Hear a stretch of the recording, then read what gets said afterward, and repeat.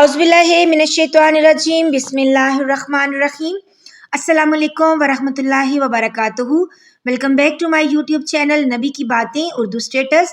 नाज़रीन व सामाईन, हमने सीरतुन नबी सल्लल्लाहु अलैहि वसल्लम कदम ब कदम पढ़ने का जो सिलसिला शुरू कर रखा था, अल्हम्दुलिल्लाह हमने उसके 110 अबवाब पढ़ लिए हैं और आज इस किताब का हम आखिरी बाब पढ़ रहे हैं जिसका उन्वान है उसी के पास सबको जाना है।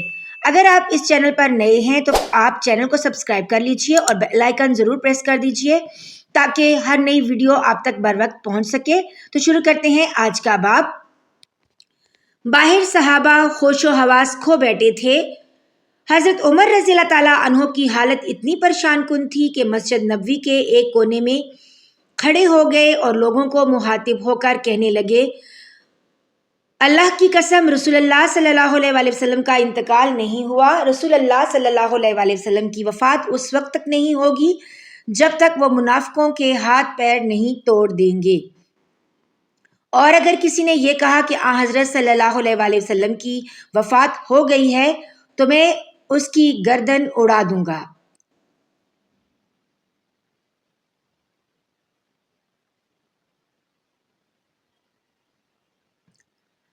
बास मुनाफिक ये कह रहे हैं कि हज़रत सल्लल्लाहु अलैहि वसल्लम वफ़ात पा गए हैं, हालांकि वो फोत नहीं हुए बल्कि वो उसी तरह अपने रब के पास तशरीफ़ ले गए हैं जिस तरह हज़रत मूसा अलैहिस्सलाम गए थे और फिर 40 रातों के बाद अपनी कौम में वापस आ गए थे, जबकि लोग उनके बारे में कहने लगे थे कि उनकी वफ़ात हो गई है।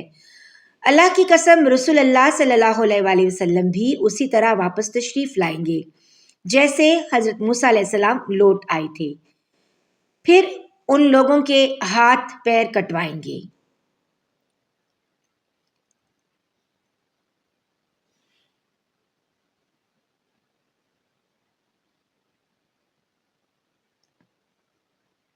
हज़रत उमर रज़ी अल्लाह ताला अन्हो गम की ज़्यादती की वजह से अभी ये बातें कर रहे थे कि हज़रत अबू बकर सिद्दीक रज़ी अल्लाह ताला अन्हो तशरीफ़ लाए और मिंबर पर चढ़े।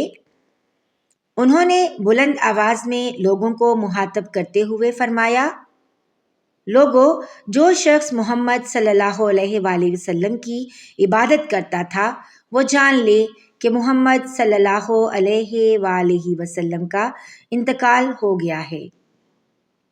यह कहकर उन्होंने सूरह आले इमरान की आयत नंबर 44 तलावत फरमाई जिसका तर्जमा है, और मोहम्मद रसूल ही तो हैं, उनसे पहले और भी बहुत से रसूल गुजर चुके हैं, सो अगर उनका इंतकाल हो जाए या वो शहीद हो जाए तो क्या तुम लोग उल्टे फिर जाओगे? और जो शख्स उल्टे पैरों फिर भी जाएगा तो अल्लाह ताला का कोई नुकसान नहीं करेगा और अल्लाह ताला जल्द ही हक शनास लोगों को बदला देगा। हज़रत उमर रज़ी अल्लाह ताला अन्हु फरमाते हैं, ये आयत सुनकर मुझे लगा जैसे मैंने आज से पहले ये आयत सुनी ही नहीं थी। इसके बाद हज़रत उमर रज़ी अल्लाह ताला अन्हु ने कहा, इन्ना लिल्लाहि व इन्ना इलैहि राजिऊन, सलातु वस्सलाम अला रसूलिही सल्लल्लाहु अलैहि वालिहि वसल्लम। बेशक हम सब अल्लाह ही के लिए हैं और उसी की तरफ हमें लौट कर जाना है। उसके रसूल सल्लल्लाहु अलैहि वसल्लम पर दरूद व सलाम हो। हज़रत अबू बकर सिद्दीक रज़ी अल्लाह ताला अन्हों ने कुरान करीम की इस आयत से सबके लिए मौत का बरहक होना साबित फरमाया और फरमाया, अल्लाह ताला हज़ूर अकरम सल्लल्लाहु अलैहि वसल्लम से कुरान मजीद में इरशाद फरमाया है, आपको भी मरना है और उन्हें यानी आम मखलूक को भी मरना है। सूरह ज़मर आयत नंबर 30। फिर हज़रत अबू बकर सिद्दीक रज़ी अल्लाह ताला अन्हों के हाथ पर तमाम मुसलमानों ने बैत कर ली। इसके बाद लोग हज़रत सल्लल्लाहु अलैहि वसल्लम की तहजीज़ व तकफ़ीन की तरफ मुतवज्जो हुए। حضرت صلی اللہ علیہ وآلہ وسلم کو غسل دیا گیا۔ غسل حضرت علی رضی اللہ تعالیٰ عنہ، حضرت عباس اور ان کے بیٹوں فضل اور قسم رضی اللہ تعالیٰ عنہ نے دیا۔ حضرت فضل اور حضرت اسامہ رضی اللہ تعالیٰ عنہما غسل دینے والوں کو پانی دے رہے تھے۔ غسل کے وقت حضرت صلی اللہ علیہ وآلہ وسلم کی قمیض نہیں اتاری گئی۔ غسل کے بعد حضرت صلی اللہ علیہ وآلہ وسلم کو 3 سفید کپڑوں میں کفن دیا گیا۔ عود وغیرہ کی دھونی دی گئی۔ اس کے بعد حضرت صلی اللہ علیہ وآلہ وسلم کو چارپائی پر لٹا کر ڈھانپ دیا گیا۔ نماز جنازہ کی کسی نے امامت نہیں کی، سب نے علیحدہ علیحدہ نماز پڑھی، یعنی جتنے لوگ حجرہ مبارک میں آ سکتے تھے بس اتنی تعداد میں داخل ہو کر نماز ادا کرتے اور باہر آ جاتے۔ پھر دوسرے صحابہ اندر جا کر نماز ادا کرتے۔ حضرت ابوبکر صدیق اور حضرت عمر رضی اللہ تعالیٰ عنہما چند دوسرے صحابہ اکرام کے ساتھ حجرے میں داخل ہوئے تو ان الفاظ میں سلام کیا۔ پھر تمام مہاجرین اور انصار نے بھی اسی طرح سلام کیا۔ نماز جنازہ میں سب نے 4 تکبیرات کہیں۔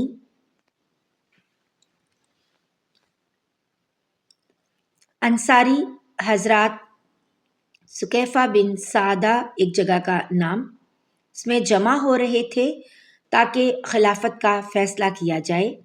کسی نے اس بات کی خبر حضرت ابوبکر صدیق اور حضرت عمر فاروق رضی اللہ تعالیٰ عنہما کو دی کہ دونوں حضرات فوراً وہاں پہنچے اور خلافت کے بارے میں ارشاد نبوی صلی اللہ علیہ وآلہ وسلم سنایا۔ خلافت کا مسئلہ طے ہو گیا تو حضرت صلی اللہ علیہ وآلہ وسلم کو دفن کرنے کا مسئلہ پیدا ہوا۔ سوال یہ کیا گیا کہ آپ صلی اللہ علیہ وآلہ وسلم کو کہاں دفن کیا جائے۔ اس موقع پر بھی حضرت ابوبکر صدیق رضی اللہ تعالیٰ عنہ آگے بڑھے اور فرمایا حضرت صلی اللہ علیہ وآلہ وسلم کو وہیں دفن کیا جائے گا جہاں وفات ہوئی ہے۔ میرے پاس ایک حدیث ہے، میں نے حضرت صلی اللہ علیہ وآلہ وسلم کو فرماتے ہوئے سنا کہ نبی کی روح اسی جگہ قبض کی جاتی ہے جو اس کے نزدیک سب سے زیادہ محبوب جگہ ہوتی ہے۔ چنانچہ یہ بات طے ہو گئی کہ حضرت صلی اللہ علیہ وآلہ وسلم کو اس جگہ دفن کیا جائے۔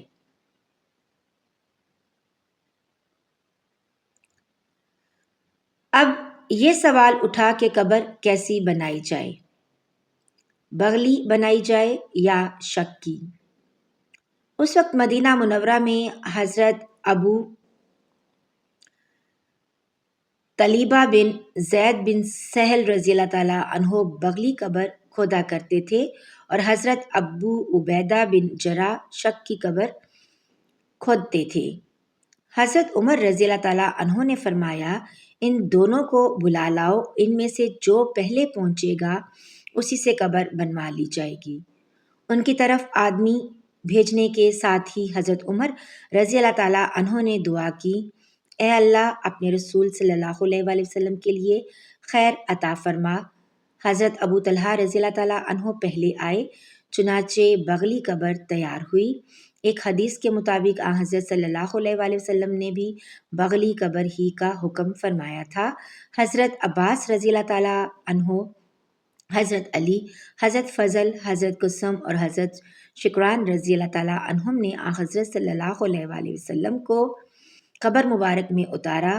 حضرت شکران رضی اللہ تعالیٰ عنہ نے قبر میں ایک سرخ رنگ کا کپڑا بچھایا۔ یہ وہی سرخ کپڑا تھا جو حضرت صلی اللہ علیہ وآلہ وسلم سفر پر جاتے وقت اونٹ کے پالان پر بچھاتے تھے۔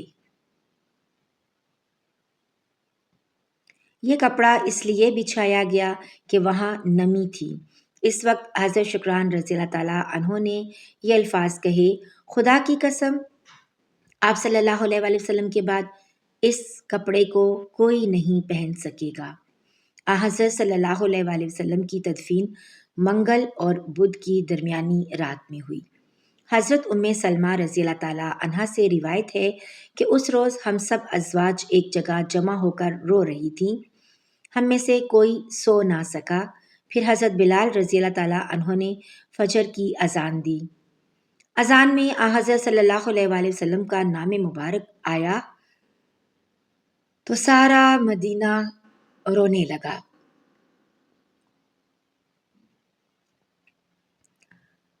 لوگ اس قدر روئے کہ ہچکیاں بن گئیں۔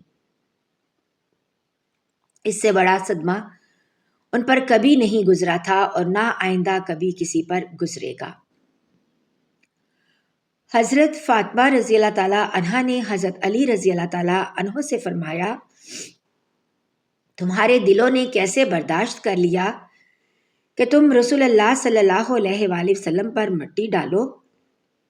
اس پر حضرت علی رضی اللہ تعالیٰ عنہ نے فرمایا، ہاں، لیکن اللہ تعالیٰ کے حکموں کو پھیرنے والا کوئی نہیں۔ ایک حدیث میں آتا ہے کہ آدمی اس مٹی میں دفن ہوتا ہے جہاں سے اس کا خمیر اٹھایا جاتا ہے۔ اس سے یہ بھی ثابت ہوا کہ حضرت صلی اللہ علیہ وآلہ وسلم، حضرت عیسیٰ علیہ السلام اور حضرت ابوبکر صدیق اور حضرت عمر رضی اللہ تعالیٰ عنہما ایک ہی جگہ کی مٹی سے تخلیق کیے گئے تھے۔ حضرت صلی اللہ علیہ وآلہ وسلم کی وفات کے بعد آپ صلی اللہ علیہ وآلہ وسلم کی اونٹنی نے کھانا پینا چھوڑ دیا اور بھوکی پیاسی مر گئی۔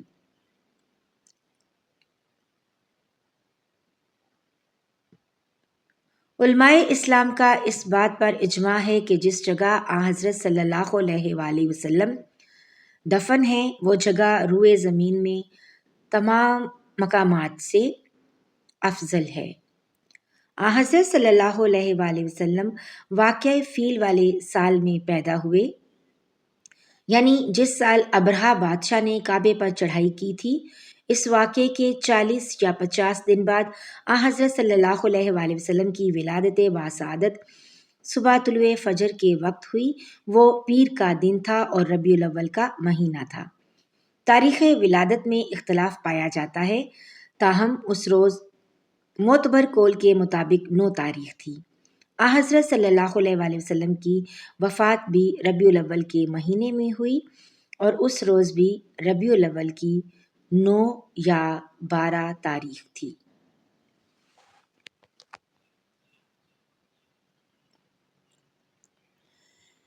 اے اللہ، درود و سلام ہو اس ذات پر کہ جس نے کفر و شرک کے اندھیروں میں شمع ہدایت روشن کی اور جس کے بعد کسی کو نبوت نہیں ملے گی۔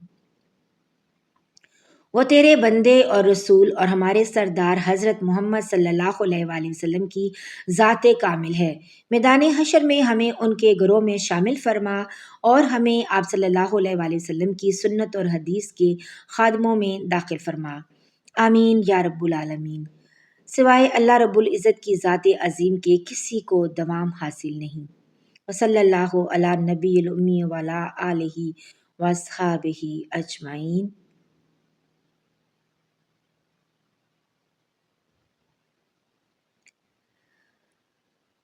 الحمدللہ، اس قسط کے ساتھ ہی سیرت النبی صلی اللہ علیہ وآلہ وسلم قدم بقدم کا یہ سلسلہ اپنے اختتام کو پہنچا ہے۔ اسے جس قدر پسند کیا گیا، اس پر اللہ تعالیٰ کا جتنا بھی شکر کیا جائے وہ کم ہے۔ حضرت صلی اللہ علیہ وآلہ وسلم کی زندگی مبارک کے ان گنت پہلو پھر بھی اس میں شامل نہیں ہو سکے ہیں اور ایسا ہو بھی نہیں سکتا۔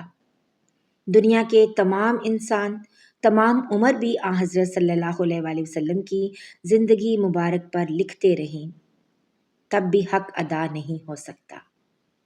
موجودہ حالات کا تقاضا ہے کہ حضور صلی اللہ علیہ وآلہ وسلم کی سیرت کو عام کیا جائے، قول سے، عمل سے یا جس طرح بھی بن پڑے، یہ کام ضرور کیا جائے۔ اس وقت انسانیت کو کسی آئیڈیل کی تلاش ہے اور وہ حضور صلی اللہ علیہ وآلہ وسلم کی ہی ذات ہو سکتی ہے۔